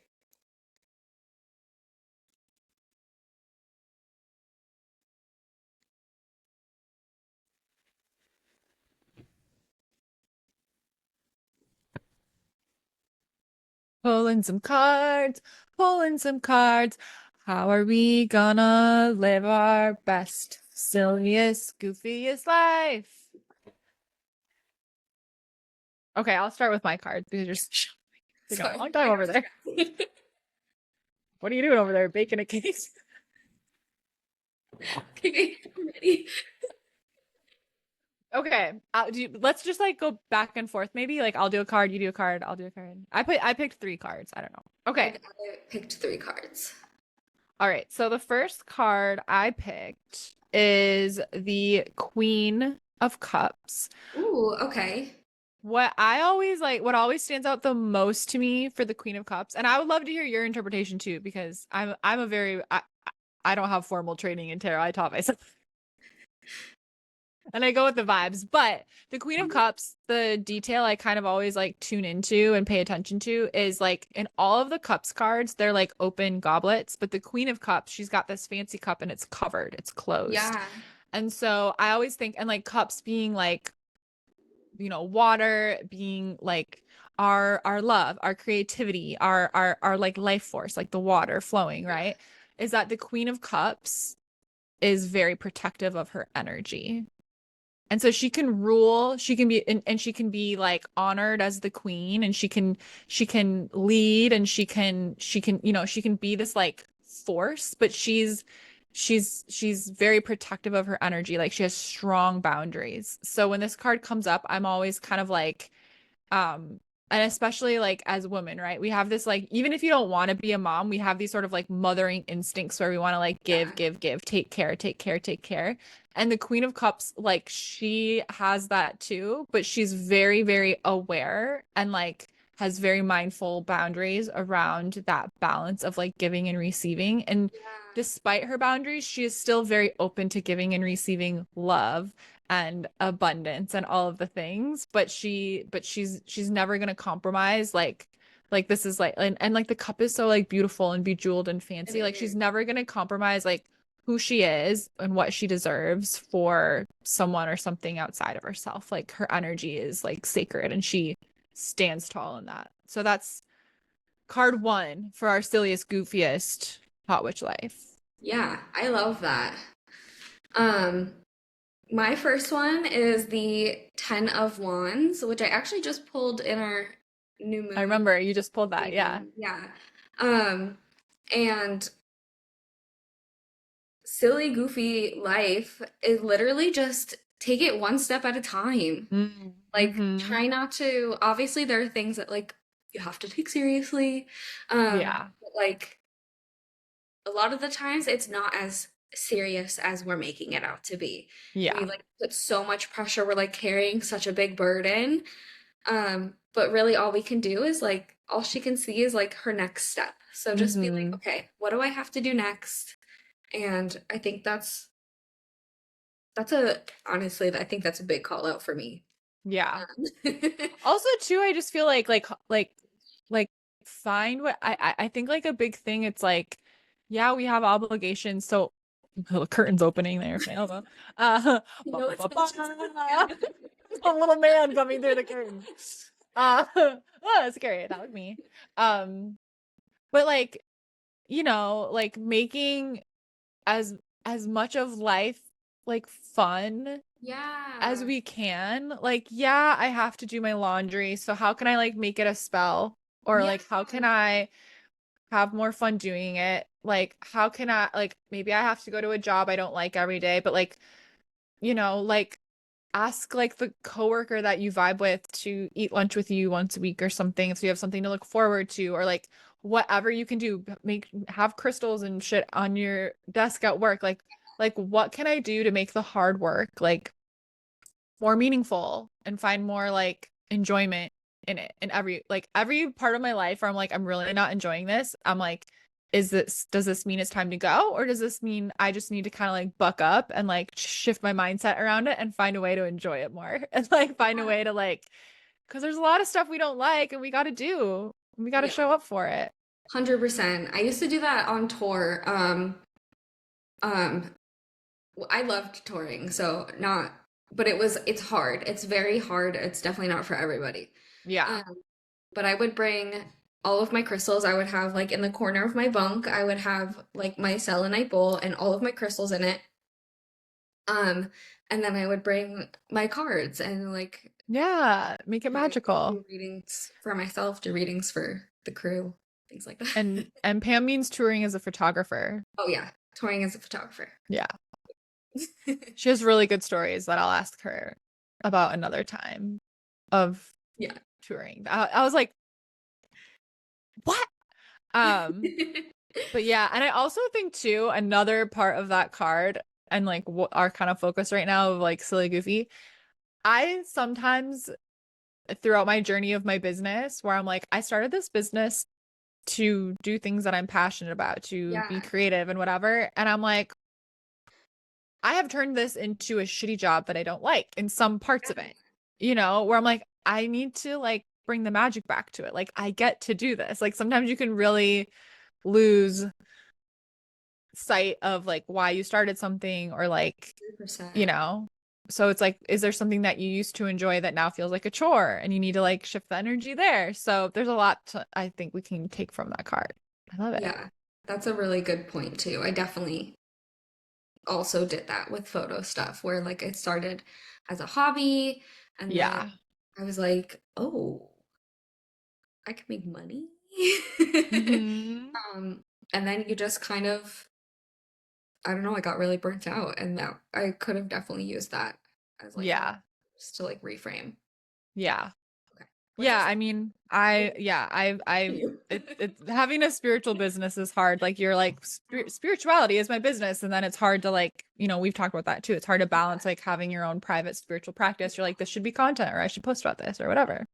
Yeah. So it's such a blessing to be able to monetize your passions. And there's also another whole, like mindset and thing you have to kind of like overcome when you do that and be Yeah. mindful about too. So we've all got our stuff. Okay, so the next card I pulled is Knight of Wands. Ooh. And so I feel like, I mean, I'm thinking of this connected with the Queen of Cups and the Knight of Wands, like Knight, he's fire, wands are fire. I think it's just like we want to live our best, silliest, goofiest, hot witch life. Like we need to run at what makes us feel alive as fast as we fucking can. Do Yeah. not wait to write your book. Do not wait to tell your crush that you're obsessed with them. Do Yes. not wait to break up with your boring boyfriend or girlfriend if you're over it. Do Dude, not please. fucking wait. Like this is what I'm Yeah. feeling with this card. And it's not always what comes out with this card, but like in the energy we're in right now, I feel like the Knight of Wands is just like run towards what makes you feel alive. That's the second time I've heard that message in 2 days. So, What makes you feel alive right now? um, honestly, thinking about like doing this forever, like for the rest of my Love that. For the rest of my life. I don't think that's a song. I just made it up. like What's nothing. oh my God, sometimes my bangs do this thing where I'm like, oh, skater boy. Just J Beebs Justin circa. Bieber. Where'd you come from, J Beebs? Um, yeah, and just like doing a podcast and like never working in an office again makes me really excited. Yeah. Yeah. um, really excited about that. Um, and just like finally like finding something and like accepting the thing that like this is what I have been feeling called to do and like I'm finally accepting that about myself. Yeah. Yeah. That's How a about you? big thing. Right now, what makes me feel alive is covering everything I own in rhinestones. Honestly, I've been waiting for the right moment to show this. I teed this one up. I If you're not watching, um, I'm showing my phone case that I covered in it 100% looks in so good. rhinestones. I This is almost the put my rhinestones on today and then I forgot. next week. I'm just gonna have them all over my face. This is the best thing I've ever made, I think. And I've made a lot of things. This doesn't do it justice. It is so beautiful. And I also It's rhinestoned very my nice. sunglasses. I was wondering if you would have them next to you, but then I was like, Yeah, no, of course. inside. But then You also, know, to be fair, I also have my sunglasses next. let's wear them for the rest of the podcast. I can't see anything. Even when it's really bright outside, I can't see anything when I have sunglasses on. They're always on top. They're just for looks. They're always on top of my head. I can't I this is these are too dark. I can't see them through I them. always, when they're like not on my face, I always wear them like this, and I do that too. I don't know why. And then I like forget, and I like walk into places, and people are like, "What are you Oh, I doing?" thought they were gonna fall, but they're just stuck in my head. I think Just it's gonna leave it because like you're wearing this. big headphones. Yeah, I bling these and I have a purse, an entire purse. If I'm like, I just expect everyone to know what all my belongings are. But if you guys remember my pink fake Prada bag from Malaysia, it's very stained and dirty because it's light pink. And even though I've washed it multiple times, it's still just kind of like gray now. Yeah, So I'm gonna do like a flames design, and it's gonna be a flaming Prada bag. It's gonna be so good. I But love that makes me feel alive. That makes me feel alive. And I think just like right now, just like being home with my family has just felt so good. Like that. I've always been like the only kid that lives like so far away. So it's nice. I just feel so like happy and like Wisconsin is so nice in the summer. And I was thinking about like, because I came home for the Bachelorette in June, at the end of June, and then my brother's getting married at the end of August. So I was like, oh, I'll go home for like a couple weeks and then, maybe I'll travel around some more. But like, there's a pool here. I'm with my family. And I'm Yeah. like, I don't want to. I just feel so happy and content. Like, I was thinking of like going to like Mexico for a month or like, I don't know, like Costa Rica or something. I'm like, I can do that later. Like, Wisconsin summers are elite. And like, I just feel like so happy and alive, just like being home. Like, it's just so nice. So, and I can do more art projects because I have more stuff here that I can't really travel. I don't know, lugging around a bunch of rhinestones would be kind of a That's so lot, but I do carry like 10 pounds of crystals with me. So, what are you gonna do? Priorities. But those things are making me feel alive right now. And I think this will go into my next card, I feel like. But I've been I haven't really like talked about like ending my memberships or like what's going on with my business, but I was just like not happy. I was feeling like I don't know what's next, but it's not what I have right now. And I have to like release it all in order to know, like make space for the next iteration. And I've been working on, Pam's been helping me work on too, like a new project that's like not on social media, um, to try to bring like mindfulness to like corporate companies or like schools and things like that. So I'm, exploring that idea. I'm working on, I got this other sort of, it's still like a self-employed job technically, but it's like with a company. And so I'm enjoying just kind of being a part of that like community and culture right now and like having that take off, which is kind of funny to like, it's like a muggle job, but I'm like, this is cool. I'll try it out. And it's just like letting me like make space for like what I want my personal brand to be moving forward because I'm just not really sure. Like I just really felt like when I did my New Year's scripting for 2024, I heard very clearly this is all going away. I was like, what do you mean? I can't. Like this is all my income. Especially closing my memberships was really scary.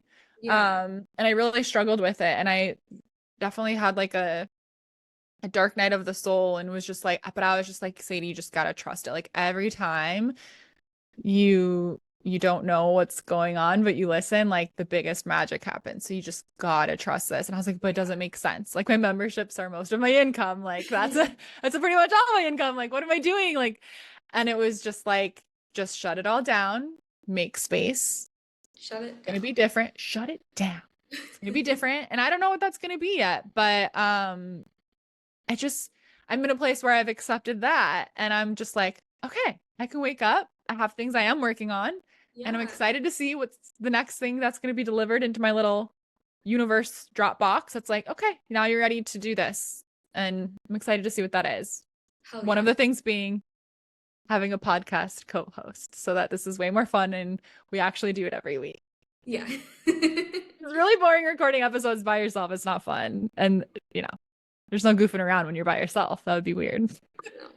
You're just like, good idea, Sadie. Thanks, Sadie. You'd be like, we need to call somebody. Sadie is not okay. Okay, what's your next card? Okay, my next card. Well, I think your second card and my third card kind of go together. Mm.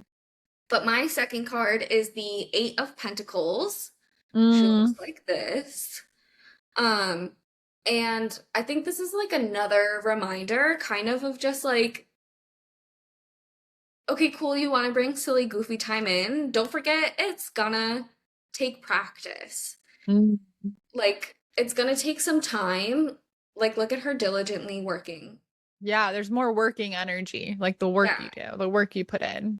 Yeah. So I think it's kind of like twofold, where it's like, okay, this is gonna take time to like implement into your life. So like don't get too hard on yourself when you're like, damn it, I meant to be goofy. Like Darn it, I'm being awful serious today.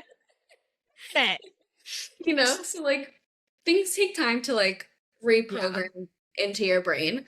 Yeah. But then also it kind of feels like, okay, like once you start implementing your silly goofy time, it kind of like opens up space for more like of your like work and like what you are like Hmm. wanting to like actually dedicate your life to, it kind of opens up an opportunity, just like literally just like space in your brain, space in your soul, to Yeah. like actually put the energy towards um the thing you're wanting to put the energy towards, because you're not Hmm. just like so Yeah. serious. Yeah. It's so like Yeah. I mean, it's another like hard work card kind of yeah, like, I don't know. I feel like for me, like what I've had to learn to accept that like happiness is like a full-time job for me. yeah, I struggle a lot with my mental health and like I've talked about that before, but like it's a full-time job for me. Like and I think that's what we like we can look at happy people or people that appear to be like happy and have good lives on the internet and be like they're so lucky or like they have think their life is so good or whatever. But and I that really hit me over the last like year and a half of like traveling and being in like these bucket list locations and living out my like biggest dream ever as a digital nomad. And I was like, oh, that doesn't necessarily mean I'm happy. I still yeah, have to work at it. And I mean happy as like a honestly like neutrality, like not super anxious, not yeah, like, you know, whatever. And anxiety is a bigger struggle for me, but I do have cycles of depression too. And I think like sometimes I get like resentful where I'm like, why is it so hard for me to like maintain this? I'm like, if I miss my meditation and my tapping session, then I just have a shit day. But I'm like, also, how fortunate am I to be able to do that and have a good day. And it's just like a matter of a little bit of discipline yeah, to get my ass to do those things. Go for a walk, get outside, get some sunshine, prioritize yeah, creative time and making art and so I think too, I don't know, like a message when you pull that card out, I was feeling of like silly goofy time can be hard work. Sometimes we it don't feel can be silly hard goofy work. and it's okay to not feel silly goofy. Yeah, it is But okay. like, the more I want to feel silly goofy more of the time than not. Yeah, And yeah, I mean that's hard work for me personally. And I know you go through some of those things too. Like, for sure. I think it's, oh my gosh, what is her name? She's an astrologer and does like finance stuff. hmm. Natasha. Benson? Yes, you know who I'm talking Natalia, about. I think. Natalia Benson. Um, she was talking about, because like each day of the week aligns with a Oh. planet, and Hmm. like in astrology and all the things. And she was talking about Saturday, which is ruled by Saturn. And she's like, this is a day of rest. And Saturn Hmm. is like discipline. And she's like, because rest takes discipline. Yeah. So it's like, Yeah. I don't I've know. actually um heard that before. And also like Saturday is a good day just to like if you've got like I don't know, like chores you need to get done Yeah, around the house and stuff, sort of doing like people talk about a Sunday reset and like energetically, like Saturday would actually be a good day for that. yeah. And like a lot of times we think of Saturday as like our social day. Friday's a great social day, Friday Venus. is a great social day. Saturday, it's like do your spiritual hygiene, your energetic hygiene, and then like it is a great day for just sort of like getting the house in order. So Sunday, it is like a true, like, you know, You day. yeah. Yeah, But I remember learning that too, where I was like, oh, like we all think of like Saturday as like the fun day, but it's actually yeah, kind of, it has a more serious energy yeah. if you think about it being ruled by Saturn. Because it's like the true like first like true weekend, and it's not a school night, so you're Mm-hmm. like fun Mm-hmm. day. But Yeah. Which it still can be. I remember I this was the beginning of my business and I was doing a series of posting about the days of the week. Like I did it like every day for 7 days. And when I did Saturday and I said, basically said what we're saying now, someone got like all like huffy with me and DM'd me and was like, I can't even remember what they said, but they got like offended that I said Saturday was a day to like not, I was like, you can be social, but technically the energy is to not be, how dare you say that? Da, da, da. I was like, girl, what is going on with you? Are you okay? Why would that offend you? You can do whatever you want. I'm just saying what Yeah. Saturn, it's telling us, but it's funny. Okay. My third card You know what I they got. needed was more silly goofy They time. need, if you're listening, Ms. Ma'am, silly goofy time. This is for you. Yeah. Okay, what's your third card? Ooh. The High Priestess. I and you Okay. know what? I honestly like it's really vibing with the Queen of Cups I pulled. I feel like because it's just like it's like sitting in your motherfucking throne. Yeah. And the High Priestess, it's a very spiritual card. It's your intuition. I mean, we're all psychic. You trusting that like gut instinct you have, like trusting.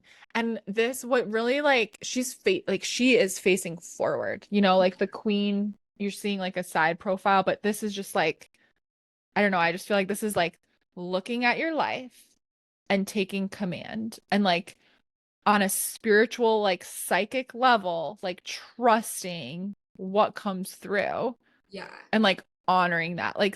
Like, you know, I I love to get, readings. I love to talk to my own mentor. I love, these things, but at the end of the day, like those are extra and like they're not above you. They're sitting next to you, offering this insight.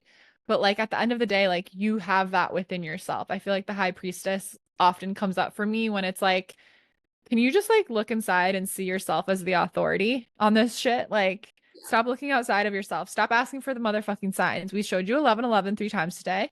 Enough. Yeah. That's enough. We sent Yeah. you enough butterflies today. You need to actually see yourself as the authority on your intuition and on your spiritual journey. Um, so I feel like the silly goofy time is just like, and I think the Queen of Cups too had the same energy of just like, please trust yourself. Please trust the strength you have. And I think the majority of my listeners are women or like real, lean towards their feminine energy. Not everyone necessarily, but most.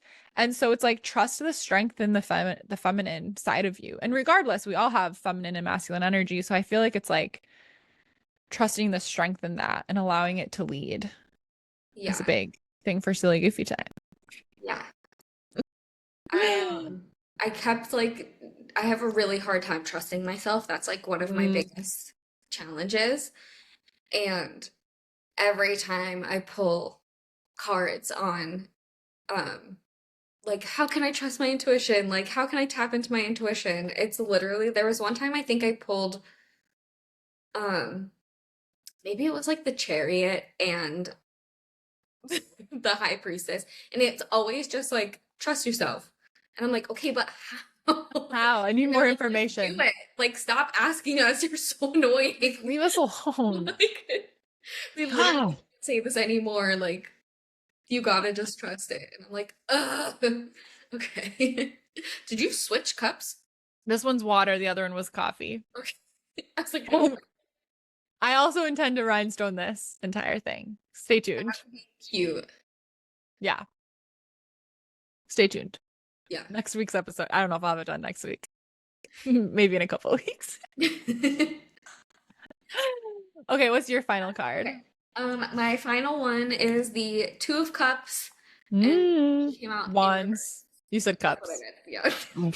Yeah. Once. I just want to Whatever. make sure because not everybody is watching. That's Two so of true. wands. Two of Wands. Listen. Listen, I don't even have any cups. The only cup that pulled was your first me. Yeah. We have a lot of wands. one. Yeah. A lot of just do it. Align with Just that yeah, passion. that fire in you. Hmm. Um, but this kind of makes me think of also like the Knight of Wands that you were talking about. Like kind of like Uh, um sorry, I don't know if you can see it, but I just noticed that all of my mascara is running. oh, I can't see it at all. It looks Okay, good good. still. Then no, it's not. Nobody It's totally looks. fine. It's beautiful. It's perfect. Yeah. Nobody like, don't look at me. Don't look at her either. Um, but it's kind of like a okay, like she's like looking like she has this like really pretty view, but she's Hmm. also like looking at her phone. So it's like, okay, Hmm. you need to like take a minute and kind of look at look inward and like focus on like what is gonna light you up. What are you gonna be excited about? And I think that that's really important because obviously, Yeah. like we were saying before, I think like sometimes you have things that you don't want to do. Like sometimes you have a job you don't like or things like that. But what outside of that can you find? Like little like rhinestoning your bags or your Yeah. phone or your sunglasses, like little things, Little treats. little treats. I live my life led by little treats. That's I how I got bribe myself to do everything. it's like I ran a bunch of errands this I morning need and a I was little like, treat. deserve a chai latte. Yeah. It's $7. That's pretty much what fills up my cup these days. Is Basically, my little treat. literally. Need a little treat. But yeah, like things like that. And I this is like something I've been kind of reflecting on where it's like, okay, I usually will like come home at the end of the day or like get to my couch at the end of the day and like be like, I just kind of want to numb out. Like my brain is so overloaded that I'm like, let me just Yeah. put on this TV show that I've seen 1 million times and Hmm. watch it again. But also, I'm gonna scroll on my phone. I talk about this all the time. I'm like, I have my three screens. Like, I have my Yeah. tablet, my phone, and I'm also like doing some random work on my computer. Yeah, Or I do the same. one of my like guiltiest pleasures is that I still go through all of the like BuzzFeed listicles and I'm like, tell me what to buy. Just tell me what to buy. I Oh never my God, I actually haven't done buy that anything, but forever. I Yeah. just I'm like, I what love have I that for you. found? These little What if you miss one and you really wanted that thing on that listicle? um so just kind of like I how long ago did I say that I bought a punch needle kit? And like Mm. this is like such Hmm. a good like hobby so that I'm not looking at a screen and I haven't even done it. Yeah. So I Like, love cross okay, stitching. what can I do? I can even do that like while watching TV just to like start Yeah. getting into the habit of it. Anyway, Hmm. so little things. What can you do I that lights you up? Yeah, I think like I wrote a Substack on this last year sometime, and a lot of people like messaged me about it. I'll try to remember to post the link to the Substack in the show notes so you guys can check it out because I want to write more on it. But it is so important for us to have like goalposts in our life to be fulfilled. Like the reason that we don't really struggle as children with like what's my purpose or like lacking fulfillment in our lives is that like there's constantly these goal posts that we surpass. Like every year there's like we graduate from a grade. Um most but not everybody, most people, we at least try an extracurricular or two. So Yeah. you might have games that you're working towards a championship, or for me, it was dance classes working towards dance recital. The big performance, we had Nutcracker and we had recital, spring recital at the end of the year.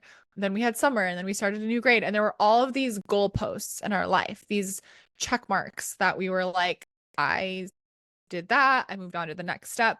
And then we go into adulthood and it's just like there's nothing that we're necessarily working towards or looking forward to or even just marking the passage of time. And that's Yeah. not for everybody. Some people, work towards marathons or triathlons. No, thank you for me. But different things like that, whatever. But we it's really important for us to like come up with. It doesn't have to be joining an organization or working towards a marathon or something like that, but like a big piece of finding fulfillment in our life is creating like markers of time and goalposts that we Yeah. surpass. So if it's writing a book or, you know, a, or a book of poetry, or it's, like, but like setting goals that, and not goals in a way of like, I got to get the promotion at work. Like those are really great goals too. I want to have these like career goals and whatever, but goals that are like for you, Yeah. like that are like you look forward to, that you can't wait to get home from work and work on. Yeah. Whether that's like, I don't know. I dream of like when I settle down again, like painting a lot and then like learning how I could like submit to galleries in my local area and maybe like have like paintings in a gallery. Like that would be a really fun goalpost for me to work towards and achieve something. Yeah. I have so many clients that want to write books, and it's like that's a great goalpost to have something where you mark it off. You're like, oh my God, I freaking did it. I can look at what I did. Rhinestoning my phone. Great. Just kidding. I just want to show it again. But these different things and it's important in a business too. It can be like, okay, sure, I had a good month of sales, but next month I got to do the same or better or whatever. And you kind of just are on this grind of like, it's all the same. It's all just going, going, going. When do I get to celebrate? And so, um, I think that like, that's really important if we want to have a like more fulfilling, silly, goofy life is to have things that we like want to work towards. And they still might, ask us for discipline sometimes. Yeah. Like if you like really want to work, I'm just gonna keep using the marathon example because it's very tangible. But if you like really want to run a marathon, like you're not gonna feel like getting up and running every day. It's gonna ask you some discipline, but it's like something you chose and that you like are gonna feel so accomplished and good once you did it. Whatever the Yeah. marathon is for you. So, Totally. I what's your think that's a really good goalpost? What's point. your next thing? I don't know what my next goalpost is, honestly. I don't know either. We're like, Outside oh, of work. yeah. Something I keep seeing a lot recently actually is um, hey, just a reminder, your purpose doesn't have to be related to what you're doing for work. Yeah, Um, that's huge. so I think that kind of ties into it too. Like your goalpost doesn't have to be Exactly. work related. Yeah. Just be I think like, I'm gonna start a hobby. hmm I think it's good to have a goalpost that's not work related. Yeah. And I think that's where I kind of burned myself out a lot. It was like all my goalposts were good and they aligned with my passions, but they were all work related and they all had then like this like weird pressure, self-imposed pressure on them. Yeah. And I was like, I just need to take a step back and find the enjoyment in it all again. And then I've learned how I burnt myself out. So now I can relearn and figure out how to do it in a way where I'm not going to burn myself out? So, Yeah. oh, life, it's so fun. What little treat are you buying for yourself in the form Mm, of a goalpost? my favorite little treats to get, I love going to get an iced matcha. Ah, me too. I'm such a hot drink girly, but matcha, I love iced matcha. Ooh, Love I it. almost never buy hot drinks. Oh, Even in I wintertime. Iced. in the morning, I can't drink a cold drink. It has to be a hot drink. I If I think drink a cold drink, I won't be able to go to the bathroom. Freezes up my insides. we we would joke about this on Warp Tour. Like if we like woke up late and didn't have a lot of time, we were like hot coffee. Yep. We had some time, iced coffee. Whatever's in me, it has some time to work its way out. I don't really, I mean, like anytime I've had like an iced coffee or like an iced latte. I mean, I used to drink cold brew when I was in college, but now it's too strong for me. Yeah. But I don't know. I remember like when I first went to LA and it was like a really hot day, like in the city, so like over 100 degrees. And me and my friend Claire, we like went to a coffee shop. Or this wasn't even when I moved there, it was when I was first moved to California and was visiting from Santa Barbara. That detail doesn't matter. But we went and it was like an open air coffee shop. So you didn't go in and there was air conditioning. It was very, very fun. And I ordered a hot coffee and the guy like looked up and he was like, "You said hot latte?" And I was like, "Yep." He goes, "Respect." So I was like, I can't drink. I mean, in Bali, you're always eating outside. It's freaking hot. Yeah. Hot cappuccino every morning. Mhm. Or my Bali coffee at home. But um, yeah, hot coffee in the morning. And even later. I mean, I can't drink it at night, please. I'll be up all night. But iced matcha. I prefer matcha iced. I So love good. it. I love I a have lot. to tell you a fun fact. Okay. So I think we're not going to Starbucks right now. We're protesting it, right? But this was before then, okay? Yeah. I think I think that I don't know. I haven't been going to any coffee shops like anywhere besides the little like local places in Bali. But this was before then, okay? Don't Okay. cancel me. Um, but I always love the iced matcha from Starbucks. I love it, love it, love it. It's okay. And and when I was in South Korea, we went to this famous tea house in Seoul, South Okay. Korea. It was like you have to go. It's like an authentic tea house. I was like, oh my God, it's gonna be amazing. And it was a really hot day and it was the afternoon. So I got iced matcha, which I was like, should I get hot tea? Because I'm at the tea house, whatever. And I was like, I can't wait to see what this tastes like. It's either gonna be so good that I don't like it because it's like high quality, when something's like too Yeah. healthy, you don't like it. Yeah.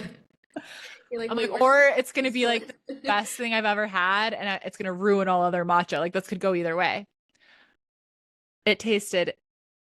They could have poured a Starbucks matcha into that cup under the counter. It tasted exactly the same. Really?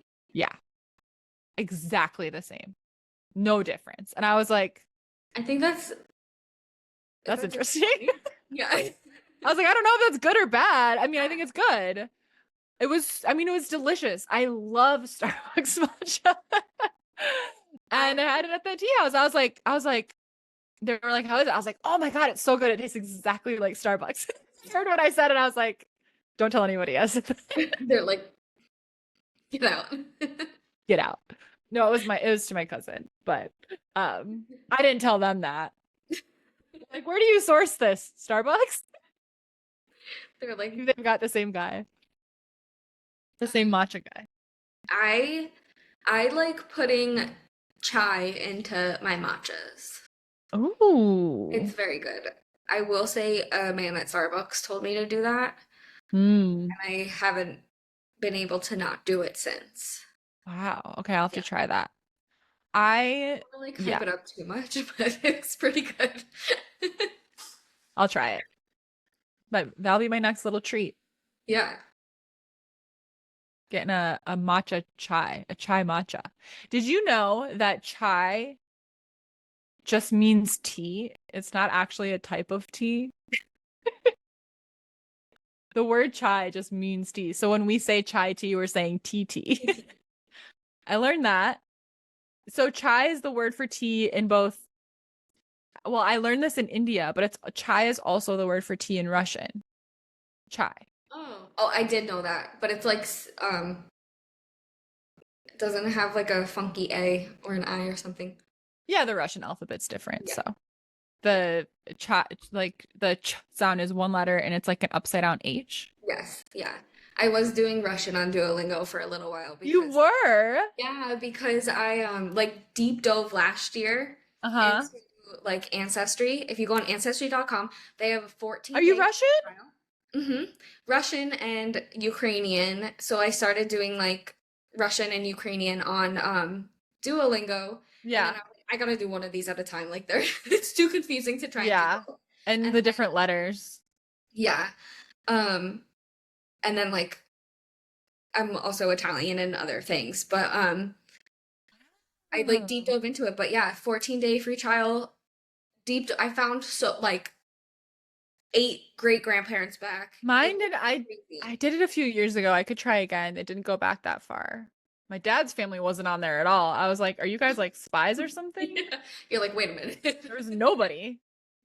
Not even my dad was on there. I was like, you Suspicious. weren't you born at a hospital? Like your birth certificate should be. Yeah. Um, Because it has like all but those documents and everything, like birth yeah, certificate, on my mom's side, I found like my great grandma's yearbook picture. yeah, I learned I that my found great grandma's name was Fern, and I really want to, if I have a baby girl, I want to name her Fern because my great grandmother's name. I think that's so love cute. that. Fern. It's a cute name. Um, but yeah, oh my God, you're Russian. That's so cool. And Ukrainian. You Yeah. should talk to my boyfriend. We're both Russian. Well, I was like, all I know how to say is like hi, like привет. I Привет. don't, my Здравствуйте. accent is so bad. My accent's And bad. and oh, I can't even remember the other thing that I Как know. дела? How are you? Yeah, I don't Как even. дела? Oh, very good. Очень хорошо. That's all I So I know. can just keep Every saying it wrong. morning, every morning, which is nighttime for here, hot guy says, Dobry utro, как дела? And I say, Dobry utro, очень хорошо, a ti? And then we start speaking English. Then we start speaking English. I took 2 semesters of Russian in Really? college. Okay, this is so funny. We got to wrap this up soon. Sorry, everybody. I don't But even this know is, how long this has been. it's almost 5. We started at 2, but then we didn't start recording for real till 3. So this is like a 2-hour podcast episode, which It's is fine. what I suspected. But so this is so funny. So one of my past hyperfixations in my life, of which there have been a number, was just Russia. Okay. Russia. So this started because I was such a creepy kid. Okay, this started because I was in ballet and I was in the Yeah. classical ballet program for the students that were like serious about it, you know? And Okay. so we a couple times we watched these videos of the like OG, like back in the day. These were older videos of the ballet schools in Russia. And Okay. they like, so families would take their young children to the schools and doctors would examine the kids to determine like how they were going to grow. They would test their flexibility, how pointy their feet were, how tall they were expected to grow, things like that. And they would accept kids into the ballet academies based on these things. And I wanted to be sent to Russia so bad. I was like, I want to do that. There was no way they would have accepted me. I've got flat feet. I'm way too tall, not flexible. I was back in the day, but not anymore. But I wasn't naturally flexible. I had to work at it really hard. But I was like, I was a kid. I didn't know how crazy Russia was at this point, you know? Um, but so that was the start, right? I was like, oh, I want to go to ballet school in Russia. Like I loved ballet, you know? And we would watch these tapes of class and these teachers and whatever. And then as I got older and I started going away to ballet camps for the summers, because I was like very serious about it, the teachers were always Russian because Of course. Russia, you know, they're the for some reason ballet all the moves are in French, but the Russians are the masters of ballet. They're the best. And oh my God, I just would love every one of the Russian teachers. They were so crazy. And like they barely spoke English, but they would teach these classes with such passion. They'd always be smoking cigarettes in between classes out the back. I just thought they were so funny and amazing. And um they'd always call me Sadie. They couldn't say Sadie. And one thing about me, I didn't have the pointiest toes. I don't, my back doesn't bend very far. I was too tall, but I can jump really high. You're like, one thing about me. I can jump. I've got hops. And every single Russian teacher would notice this and they'd be like, look at Sadie, she can jump like a man. Because men can jump really high. They in ballets, if you see the solos, the men are always doing like really like major jumps that women Yeah. usually can't do. I could do them. One thing about me. And I'd always have crushes on the, you know, the ballet, the Russian. I just thought I was like Russians. I love that. Enter Hawkeye. Right? I mean, if 15-year-old me could see him, yeah, he's Russian. Dream come true. And then It's called manifesting. it's called manifesting. Look it up. And then I went to college and I wanted to major in dance. And like, I was like, I want to major in dance. I want to be a dance. I know I can't be professional. I don't have the body for it. I've got scoliosis and shit. I'm too tall, but I was like, I want to be a dance teacher and own my own studio one day. That's what I want to do. My parents were like, no, you need to do something else. That's not a good path. I was like, come on. And they were like, no. And I was like, okay. It was more dramatic than that. Many meltdowns. But I was like, okay. But the first year, freshman year, if you were undecided, you could do these what they call them. I went to UW-Madison. If anyone went there, they were called like first year focus groups, but they had a funny name. Anyways, there were these like you could just try stuff out. And so like basically if you picked something, it would have like a language class, a sociology or something like history class, um a like, I don't know, whatever class.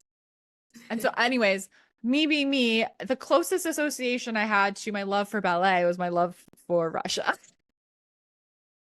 My Like, weird fascination with not Russia, but Russians. yeah. Creepy Sadie. So I was like, I'm gonna do the one where you take Russian, you learn about Russia, um, you do all these things. I'm gonna do that one. Yeah. Whatever. So I took I had a language You class, froze on my end. sociology class, and I had like a history one and then a small one. And I loved it. Russia is is unstable. Am I still here? It's on my end. Am I back? You're back. Well, you're like still frozen, but I can hear you. Am I done? Am I back? I think, yeah. Am I still frozen? No, now you're back. All right, I'm just gonna keep talking. So, okay. So I decided to do this one. Russia is so fascinating. Like, I mean, they've gone through a lot of hard times, but I mean, it's a Yeah. fascinating country to learn about. Yeah. And so my obsession with Russia grew because I was like, wow, like this is crazy to learn about the sociology, the history. Oh, I took it was a literature class. That was the other Okay. one. Got And it. so then semester one was done, the first year focus group thing, whatever it was called, was done. And I was like, I want to keep taking Russian and I want to keep learning this stuff. So I was gonna major in Russian and I had this whole plan. I was like, Mom, Dad, I want to major in Russian. You can get really good government jobs, being a translator. Yeah. That UW-Madison had this specific program that they would train you to not just be what's the word? Fluent, but like a professional level of fluent. Ooh, okay. Yeah. And they would like feed you into the jobs, whatever. I was like, I want to do that, which my parents should have let me do. Russian is a very hard language to learn, and those translators make good money. And they were like, no, you need to do business. I was like, okay. Yeah. Then started my retail career. Like, thanks a lot, Mom and Dad. Could have met my boyfriend and been able to talk to him in Russian. But I did do it a second semester of Russian before my parents stomped it out. And then I also took a class called Vampires in Literature and Film, which was the best class I ever took. That The sounds teacher's amazing. name was Tomislav something. I think he was like, he wasn't Russian. He's like Hungarian maybe or something. But there was this whole student Facebook group of like, Tomislav is a real vampire. And everyone like submitting proof to and stuff. We would literally like read, we would learn about the history and culture of vampires from the beginning of So time, cool. and we would read stories and watch movies. Oh my God, it was amazing because I've always loved vampires and spooky stuff too. So Did you do anyways, Vampire Diaries? I have not watched Vampire Diaries You actually. gotta. You gotta do it. I know I need to. But anyways, that's my story. And so then my parents said you can't do that anymore, and I was like, okay. But I started reading, I still loved it. So I stopped learning the language, but I was reading all of the old Russian novels. I read Anna Karenina, I read the brothers, whatever. I was reading all this like Dostoevsky, all these like old classic Russian novels. I just hyper fixated on it. Oh my God. And so fast forward many years, like 15 years later, I meet hot guy. He's Russian. He walks up to my table. He's like, "Do you speak Russian?" And I was like, "No." No. But as we get to know each other more and whatever, I was like, "Oh, have you read Anna?"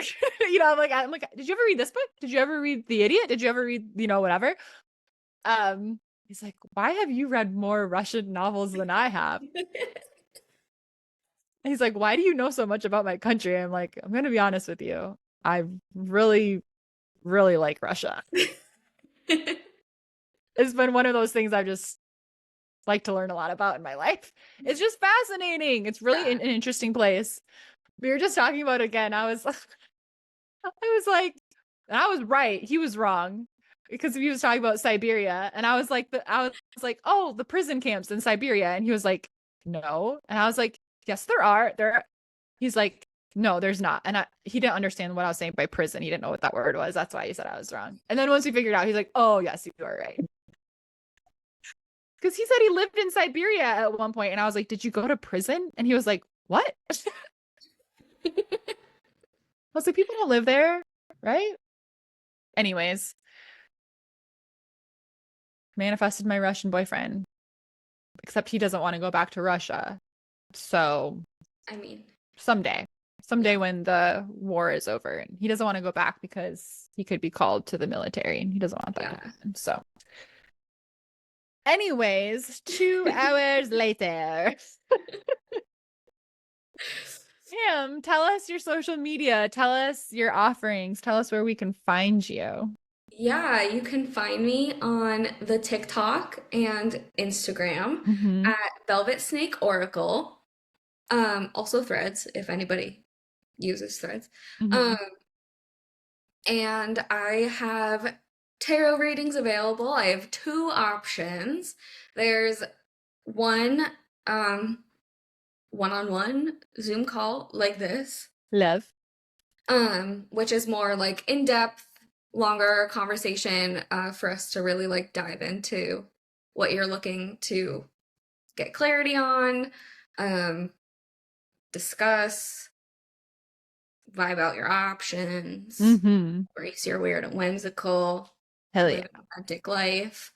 Or if you're busy, booked and busy, Mm-hmm. have a like an email reading option where I'll send you a voice memo.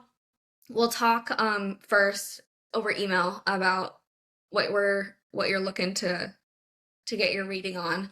And then I'll pull some cards, send a voice note, and then clarity right to your inbox. Hell yeah. Oh my God. Well, keep an eye out for probably Giggly Witches coming to you soon. Maybe a different name, but I think that's probably what we're going with. Yeah, I'll have links to Pam's pages in the show notes, a link to um I think we should just set up the profiles and stuff for Giggly Witches so yeah, everyone can follow it right away. And that'll be out next week, I think. Yeah? Commit probably. to it. Let's do it. So stay tuned for many Yeah. more episodes to come with me and Pam. And I'm excited. We can have guests. We can keep giggling. It's going to be great. So sorry, is there something else? Oh, I don't know.